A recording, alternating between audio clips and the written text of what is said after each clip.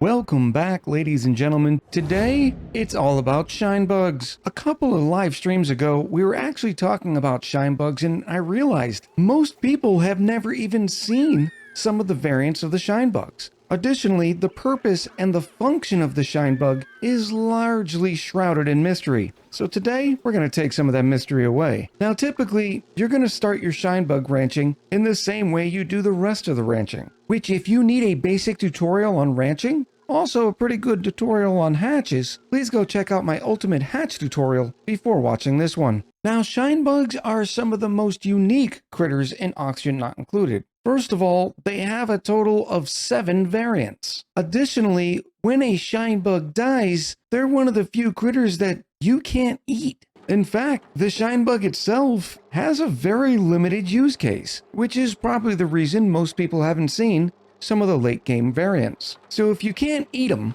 what can you do with them? And before we can answer that, we need to take a look at their reproduction. A standard variant shine bug lives for 25 cycles, which means their adult portion, or when they're actually reproducing, is only happening for 20 cycles. But what's incredible is they reproduce at a change per cycle rate of 67%, which some quick math will tell us that's approximately 2 eggs every 3 cycles. So at the minimum, we have found a pretty good source for lime, although the shine bug eggs are not as large as some of the other eggs you're used to, with each eggshell only coming in at 100 grams. And at our rock crusher, it takes 5 kilos worth of eggshell to create 5 kilos worth of lime. So it's going to take you 50 shine bug eggs in order to get 5 kilos worth of lime out of it. Taking into account the shine bug reproduction rate, we can then surmise that it'll take a little over 9 cycles to produce 5 kilos worth of eggshell. Comparing this rate with hatches, whose eggs produce 1 kilo eggshells, it only takes a full stable of hatches a little over 3.5 cycles to produce that same 5 kilograms of eggshell. Okay, Echo, that's kind of lackluster. What else do you got for me? Well, how about light?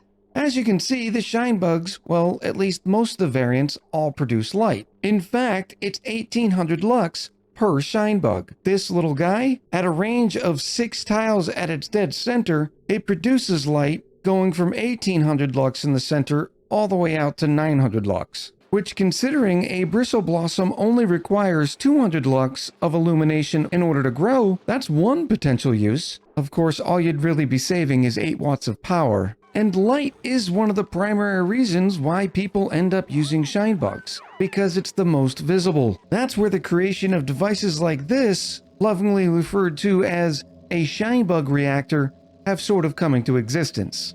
We'll get around to these a little bit more later. But with the addition of the DLC, one of the great benefits of the shine bug is their radiation. In fact, this is my most popular use case, is I'll put a ranch full of shine bugs in, and I'll put all the shine nymph eggs in a little container just like this. And although they are confined, because they're sharing their space with their eggs, and it's entirely too small, they will no longer produce light, but they will still produce radiation. So despite only spinning this up a little while ago and having only 23 critters in it, we're already producing over 600 rads per cycle, which when you start pumping that radiation into a rad bolt generator will give you about 60 rad bolts per cycle, which is a decent amount of rad bolts for some early applied sciences research at the Materials Study Terminal. We'll check back on this in a little while after we've pumped a lot more shine nymphs in it, and you can really see the power of using the shine bugs for their radiation. But what if I told you it's not light or radiation where shine bugs really thrive? And that would be the case, because where the shine bugs, and where I believe the developers intended them to be the most effective, is in the decor. And you can see, for example, we have one shine bug here and a shine nymph, so we can sort of figure out the range of the decor. A standard shine nymph provides 30 decor at a range of 5. Well, when you start stacking a bunch of shine bugs together, you can see that it's a pretty good decor bonus. Why don't we take this opportunity now to take a look at some of the variants, because it's in the decor that they most differ. Ladies and gentlemen, welcome to Shinebug Central. What we're going to be looking at is each of the 7 variants of the Shinebugs. On the top of each enclosure, you're going to see the different foods that each variant will consume. While we'll talk about each one, you'll at least have a quick reference of what type of Shinebug eats what. As we were saying, light, while being the most obvious use for the Shinebugs, is probably not its most primary function. In fact, all the variants produce the same amount of light at the same amount of range. This sunbug, like we showed before, is producing 1800 lux at a range of 6, dimming all the way down to 900 lux. And you can see it's pretty much identical, except for the odd abyss bug. They don't produce light. More on them in a little bit. Okay, so clearly the light is identical across the variants. What about the radiation? Nope.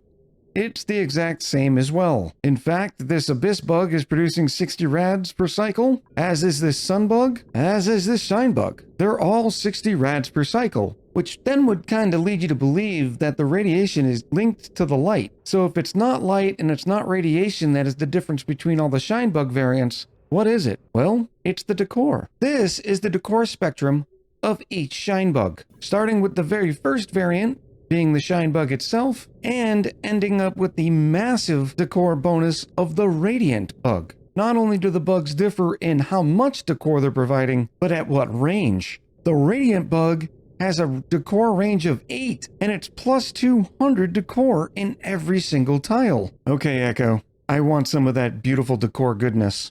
What are we gonna do? Well, that's where you're not gonna like the answer. Hold on to your hats because we have 7 variants to go through. The Shinebug variant, not to be confused with the family of Shinebugs, is the most basic form in the Shinebug family. You can see that they have a livable range of minus 20 all the way up to 50 degrees, and they eat bristleberry, gristleberry, and phosphorite. But notice, they're taking all that food and not producing anything in return. Well, other than the light, the radiation, and the decor, and 100 grams worth of eggshell as well. But wait a minute, Echo. What if you take one of their eggs and you put it in the egg cracker? Huh?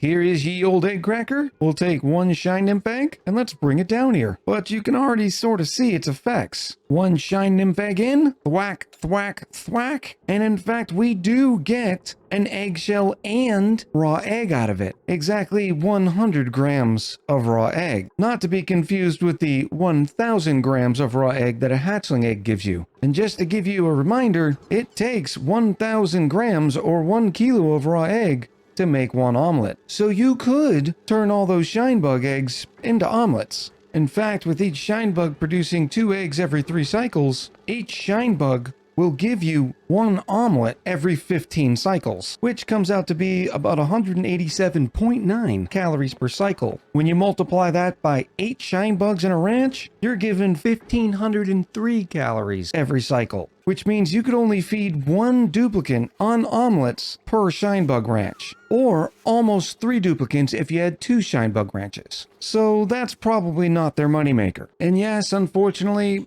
the same holds true for every single egg type in the Shinebug family. All 100 grams of raw egg, and all 100 grams of eggshell. So back to the variants, there's going to be a certain theme that you're going to catch on. Every Shinebug can basically produce 3 variants, with the exception being the first and the last. But your basic Shinebug can produce regular Shinebugs, and if they're eating gristleberry, sunbugs. They can also eat bristleberry and phosphorite at 0.2 kilos per cycle, but these will not impact the chances of the Shinebug laying a sun nymph egg. Next up is the sunbug. The sunbug adds mushrooms to the diet in the form of regular and fried mushrooms, all at 0.3 kilos per cycle. If they continuously eat gristleberry, their chances of laying a sun nymph egg increase. But if they eat fried mushroom, their chances of laying a royal nymph egg increase. And if you're trying to keep track of the decor difference on these 2 variants, the Shinebug is plus 30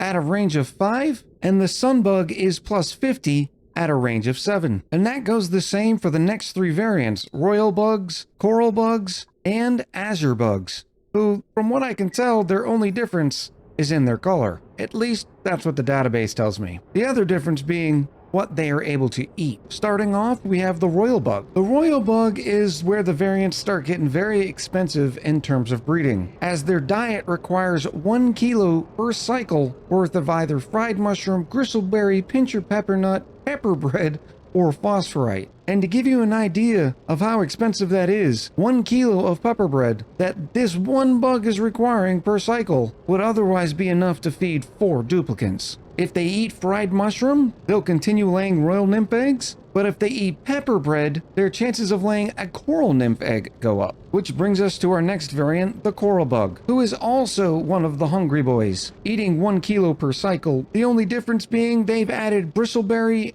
and stuffed berry to the menu. To maintain their coral eggs, they need to eat pepper bread, and to increase the chance of laying an azure nymph egg, they need to eat that stuffed berry. On to our azure bug. They're also on the hungry boy 1 kilo diet. They can eat pepper bread, stuffed berry, phosphorite, or phosphorus. And if they eat the phosphorus, their chances of laying an abyss egg increase. And this is where we finally start seeing some variation from those middle 3 variants. The abyss bug doesn't actually produce any light, but that's not their only difference. They also live to 75 cycles. I threw this abyss bug inside of our normal shine bug ranch to be able to get it groomed to show you that although it does live for 75 cycles, it still produces a similar amount of eggs during its adult reproductive stages, with a change per cycle of only 22%. The abyss bug will end up laying a little over 15 eggs in its lifespan, whereas the previous variants would lay a little over 13. So other than their age and the fact that they don't produce any light, what's the deal? Well, their decor is incredible. At a range of 7, they're producing 80 decor. So when you start stacking abyss bugs together, it can have a pretty big effect. Their diet, they have to keep eating a phosphorus in order to maintain their chances of laying an abyss nymph egg. But if they start eating barbecue, they'll start laying radiant nymph eggs. And that's where we finally end up at the end of the road, with the beautiful radiant bug. The radiant bug can eat diamond or barbecue, both at a rate of 1 kilo per cycle. And yes, 1 kilo is enough to feed 4 duplicants. And if you continuously feed the radiant bug barbecue, they'll continue to lay more radiant nymph eggs. Unfortunately, they also have a chance of producing a shine nymph egg, restarting this entire wheel. But that juice might be worth the squeeze, considering they produce 200 decor at a massive range of 8 tiles. How good is that? For this example, I put 4 radiant bugs inside of our bathroom, which means every tile has nearly 900 decor. Let's take Frankie here, who has a rather normal decor rating right now of 55. We'll move them to the far side of the bathroom, and from the time they even enter the bathroom, look at that decor rise. Their current environmental decor is at 891. So every tick, they're adding to their daily decor value. Okay, that's great for the radiant bug. But then why on earth would I ever want an abyss bug? Well, for the same reason. They have a comparatively good decor rating, but what's even better about the abyss bugs is because they don't produce any light, they work great in places where you don't want light, such as in your bedroom. Alright, I think we've teased you enough. Now let's go over the shine bug reactor. Inside this room, we have 100 critters, which is about what it takes to light up 3 solar panels at about maximum wattage. This setup here produces almost 1200 watts worth of power. But how are you keeping all those shine bugs contained and yet they're still producing light? Well, we'll move over to an example that doesn't have any eggs so we can actually see. Shine bugs don't like water. They won't cross it. So when you put the water in like a little liquid lock, we'll drop a couple of bugs in here. They're just gonna stay in here. And because they're not contained in a room, well, other than the large planetoid they're sitting on, they're not going to get confined because they believe they're in a room about this size. So no matter how many eggs are sitting in here with the bugs, they're going to keep producing light, which then continuously provides you power. The setup is pretty simple. 3 solar panels all connected with heavy watt wire. You don't necessarily need the heavy watt wire, but if you're to connect these to your spine, it's a good idea. And then we also have a conveyor loader and auto sweeper here to be able to take out all the eggshells that the bugs are going to end up producing. By the way, depending on how many bugs you have, you might be able to find some variants on where to put the solar panels to produce maybe a little bit more power. By adding a fourth, we squeezed out about 200 more watts, but it's taking nearly double the amount of critters.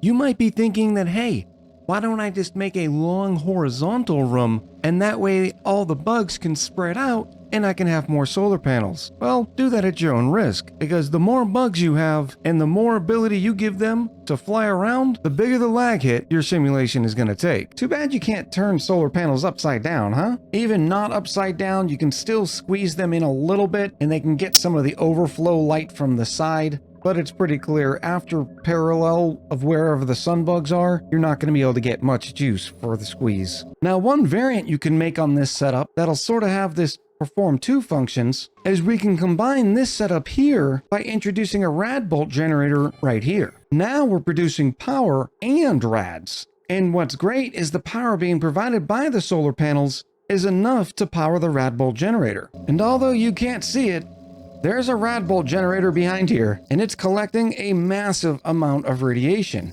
In fact, enough for 394 rad bolts per cycle, and that's only with 100 critters. Obviously, if you set up more stables, you're going to be able to pack more eggs and thus more shine bugs into systems like this, creating even more radiation. By the way, in this setup, we're up to 1200 rads. Alright, the addition of the rad bolt generator and the power it provides has got me interested. Where do I start? Well, there's a couple of things you need to keep in mind. First, you're going to want to be able to keep as many of the shine bugs contained as possible. The reason why is because they're a flying critter, so their potential for where they can go in their navigation is a lot. And this requires the simulation to do much more intensive calculations every time the shine bug wants to move. Because whereas your Drecos and other land-based critters can only go in one of two directions, the shine bugs, just like the puffs, can go in 8 different directions. Additionally, they're not as easy to get a hold of as a standard critter.